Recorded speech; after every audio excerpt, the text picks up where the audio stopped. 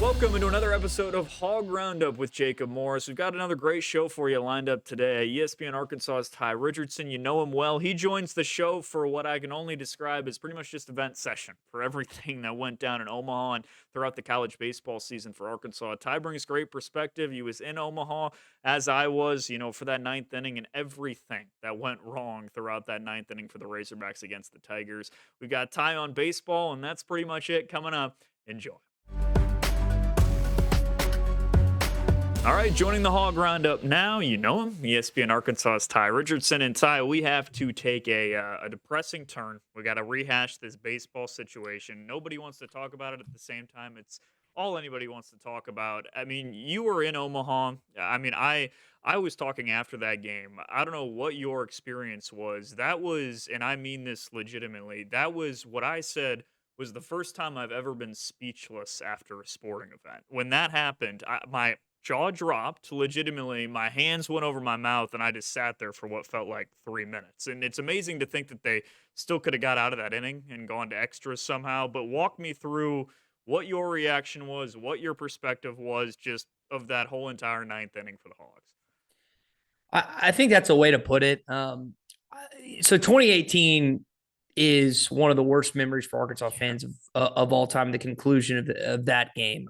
You can think of other football events, '98 against Tennessee. I know that you think about just recently the loss against Texas Tech. Unfortunately, not be able to get by Ole Miss. The loss in football to Oklahoma State. So all these bad memories start flooding back as soon as that happens. I think what made this so unique in the ninth inning is you come back in the eighth, then they tied up in the eighth, and Yeah. you go on in the ninth.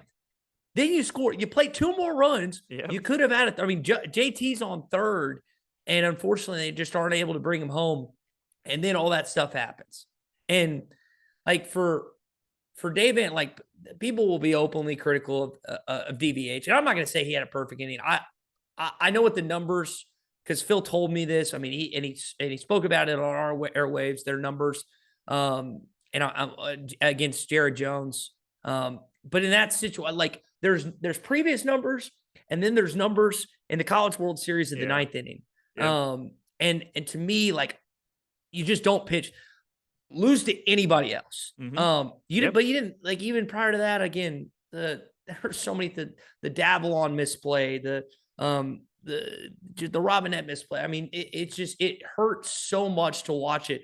How it was described to me is watching a car crash in slow motion. And it hurt. Now it hurts every single one of those players and families and coaches that it does me. But man, I left the ballpark. I don't think I told you that. No. I left in the seventh inning. I said, I don't like the juju here. Wow. And then I'm thinking, okay, they brought it back. They bring it back. And then it just, that whatever voodoo magic is going on in Baton Rouge, Louisiana, we gotta figure it out. Something different. Yeah.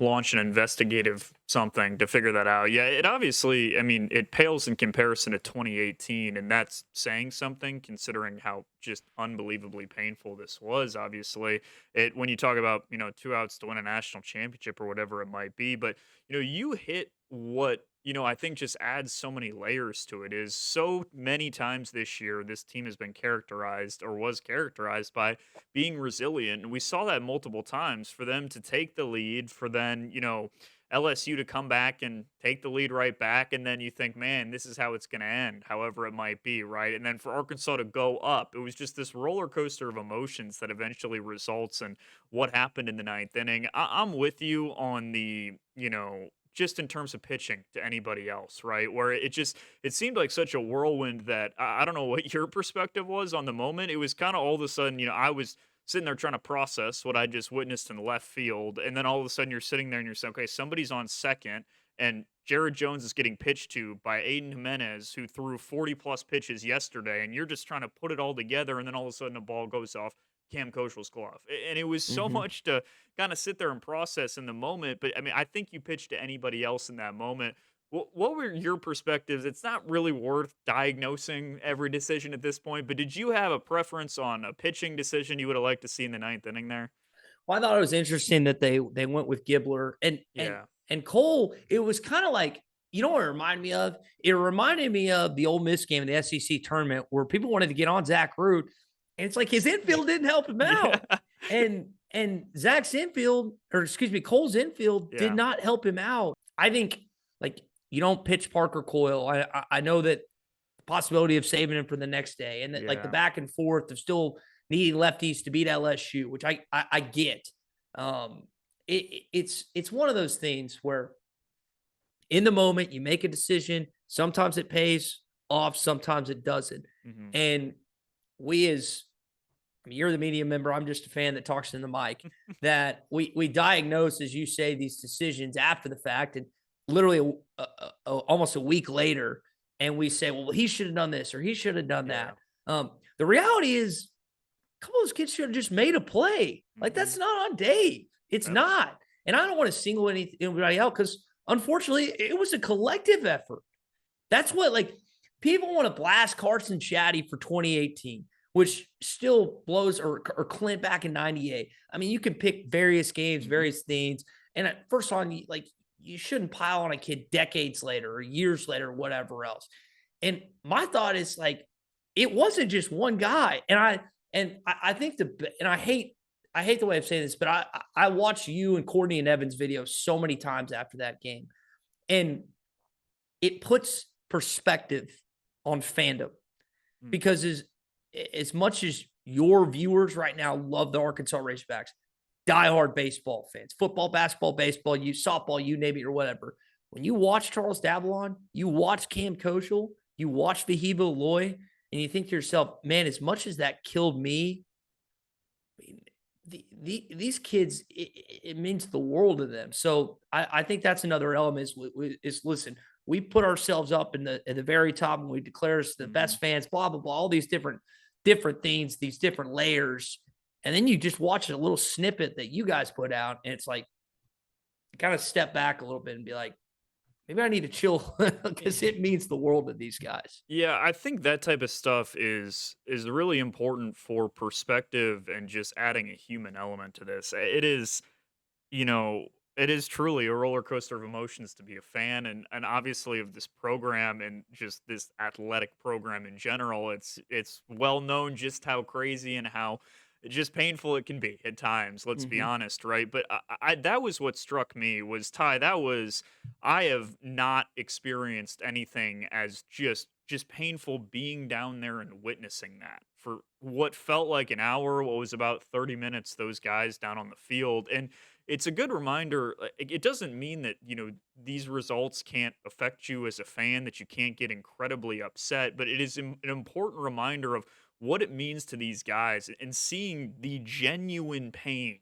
in Chuck's face. Just how he could Yeah. not stop sobbing. Like, that was physically hard to watch for all of us down there, right? And I think is just a vital reminder in the grand scheme of all of this. Like you said it better than I even could, right? Is that no matter how much we all want this, it is nothing in comparison to the amount of effort these guys have put in and just the amount that these guys care in general and wanted to bring a championship to this program. Ryder had the best press conference quote, I thought, when Chuck came up to him and said, I'm sorry.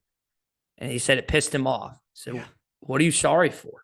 We wouldn't be here without you. And he's exactly right. I mean, he's one of the best leadoff, if not the best leadoff hitter in baseball. Yeah. If you got him out, you did your job as a pitcher Mhm. times like 3, because it seemed like every time he was leading off, there was like a 50% chance he was getting on base, either via Yeah. walk or via hit. And just the emotional roller coaster of like the aspect you presented of like they were trying so hard as to be the team that not just beat LSU for the first time. Now you're 0-5 against the Tigers all time in the postseason, but to get that for Dave. And so we're a day after the announcement that Norm DeBryan has been selected for the College Baseball Hall of Fame. And it wasn't about just getting it for Dave Van Horn. It's all the previous players. It's for Coach DeBryan. It's everything else. And there were so many fans that I talked to, and I'm not going to say it was like 100 or anything, but it was at least 20 that told me I'm not going to this weekend because I'll be here there next weekend, because it wasn't it was genuinely thought that this was going to be the team that was going to get you and win you a national championship. The fans thought that. The players thought that. I feel like Dave truly thought that. That wasn't just bluster. That wasn't just hype on his part. He truly believed. You saw his emotion. He was more emotional. I almost thought it following the loss than the win over Tennessee. Yeah. And one thing I admire about him is it would be so easy to retire with 8 College World Series appearances, multiple All-Americans, countless great All-SEC players, and say, you know what, it's just not on the cards. I'm not going to win a national championship. And yet when you look at him, since like if you split up 4 and 4, the College World Series appearances, Jacob, 2004, 2009, 2012, 2015, and then 2018, 19, 22, 25, they're getting to the College World Series quicker and they're going farther. So he's better on the back end of his career than the front end here in Fayetteville. So if you're looking for like the light at the end of the tunnel, and I hope there is one, those two things help you, not hurt you. He's not falling off a cliff. He's not getting worse. He's getting better. That's where you could take some solace if you're an Arkansas Razorback fan of this baseball team, if you're looking for hope in years to come under DVH. And there's plenty of hope because he keeps bringing in players that are All-Americans and All-SEC guys. Just hadn't happened to put together a national championship team yet. It is so hard for all of the pieces to come together in the right time in this sport in college baseball with the format of Omaha and all the different things you have to do. It just is impossible. I mean, there's no doubt. Obviously, they're trending in that direction. It just is so heartbreaking when you have this happen time and time again. It's a great point. We're going to talk more about it after a quick break. All right, back here on the Hog Roundup, that is Ty Richardson. I am Jacob Morris. And Ty, you made a great point there, I think, about what makes some of this so difficult. I mean, it's all difficult, but you talked about the effort that DVH has put in time and time again to get this program to the cusp, right? To get it as close as it possibly can. And there's no doubt that, I mean, you've seen all the stats, right? This is the most consistent baseball program in America over the past decade or whatever it might be. And what makes it so painful is, how much effort you put into this. And what stuck out to me was something that you said a little bit earlier about the fact that there was just so much belief around this program, firm belief, 100% confidence that this was going to be the team to change it. And that's what stuck out to me about the guys' reaction on the field was even when this team lost the first game of the Men's College World Series to LSU, I don't think there was a shred of doubt in their mind that we are going to be the team to win the national championship. At the end of this, we are still going to win the national championship. I remember asking Rocco Pepe after the UCLA game, I was just having fun with him, and I just said, hey, man, how excited are you to have another crack at LSU? And he looked at me and he said, to have another 2 cracks at LSU. I mean, this team was just, they were so sure, right? And I think that's what makes it so difficult. And the reason I bring all of that up is you mentioned DVH's emotion post-game. Somebody asked him, like, how do you even begin to pick up the pieces and just start this whole thing over again after that? And he gave a really great reflective answer about the standpoint that he said, unfortunately, you just learn how to get through this. And he said, you think about it throughout the season. You always have next year in mind. And I think it's a great point by you in terms of there are so many points where he could have looked at this and just said, hey, I have built this as far as it can go. I have a heck of a career. I'm going to move on. But somehow this guy continues to just pick himself up and try it again. I understand the frustration from the fan base, but when you look at this holistically, it is unbelievable what he has accomplished and the fact that in 2026, they're just going to try this whole thing again. Let's look at the last decade. So 2016, they don't make the postseason for the first time ever since he's been here since 2003. And they followed up, they lose in Missouri State, and then they go to the College World Series. We know what happens in Omaha in 2018. They go back the following year. Fast forward to 2021. You got the best team in baseball. You got the best player in baseball, and Kevin Kopps. And, I mean, they're hitting home runs left and right. And that, at the time, it was a single season record. Then this team broke it. That team loses in the Supers to NC State. And so you're like, okay, what are they going to do next year? Well, they go to the semifinals final game. And my goodness gracious, DeLuca, that kid from Ole Miss, Yeah. pitch to Jim, which, by the way, Connor Nolan was great that night Yeah, too. we were talking about And I don't mean to cut you off, but we were talking about that game in the relation to LSU and just the way I mean, he comes out and throws, 8 innings, shutout ball or whatever, and it just mhm. kinda overshadows what Nolan did in that game to only give up the runs that he did. He was fantastic too. That game was just again, it's baseball, right? Just the things that go down and happen. Your unbelievable performance overshadowed by somebody who had a slightly more unbelievable performance. It's ridiculous. Anyways, Yeah. continue. So, and then you lose to TCU in your regional, and then K State beats you, and SEMO knocks you out the following year, and then you follow it up. So, again, resolve is the term that you were alluding to earlier, which DVH has, and his staff, Matt Hobbs, Nate Thompson, Bobby Warnes. I mean, Bobby's on that 2015 team that, Yeah. I mean, that team gets to Omaha and just got insanely hot down the stretch. And you got lucky because Missouri State can't play in their own ballpark. They come to Fayetteville after you win in Stillwater. So this team has shown that. I think that the question that's been asked of me the last week, and I'm not the one to answer this, is like what does this team miss? Because it's like I've heard the term, well, you don't have an A1 starting pitcher. Well, you had that in Hagen last 2 years and didn't pan out. By the way, Zach won 3 of his 4 real postseason games. Yeah. The regional, the super regional, and then the game against it was a UCLA or Murray State. Like he pitched the UCLA. 5 and then UCLA. yeah, and was out. So listen, he didn't have a good inning out against LSU. Second inning was bad. He'd tell you that, and the Ole Miss in SEC tournament were 2 of the worst innings he had all year. But he was pretty dang good when it mattered, Yep. 75% of the time as a starting pitcher. So, like, here's the thing. This is going to sound so stupid, but it's true. You know what this team needs? Is they just need some luck. Yes. Like, just some luck because they've made it. They've made their own luck for so many years. Yeah. Things have just not bounced. And that's such a cop out and cliche of an answer for me to have. But you look at hitting, pitching, fielding, they had all of it this year. Yep. Every single aspect of it. Every single aspect. You can't be A plus in every single attribute. And yet they pretty much were. They had the deepest bullpen, or if not one that they've ever had. They were like second in college baseball in fielding. They were first in the SEC in hitting. So you're looking around like, how in the heck did we not win a national championship? Yeah. You look. Yeah. And that's yeah. just, so you throw in my hands. I don't know what.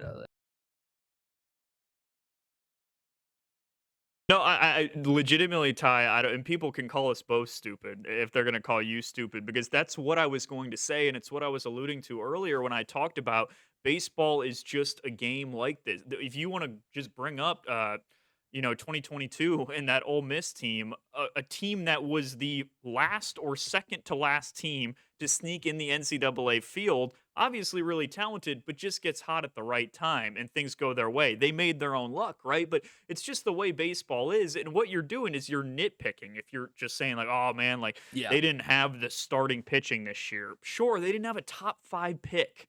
Like you're not going to have that every year, right? You know what you had? You had a guy who threw the first no-hitter in the Men's College World Series since 1960 as one of your starters, right? So like you're just kind of nitpicking in terms of what did this team miss or whatever it might be. It just is sometimes things don't go your way. And that's not what fans want to hear. And I get that completely. It just is that's not an answer for why things haven't gone the right way.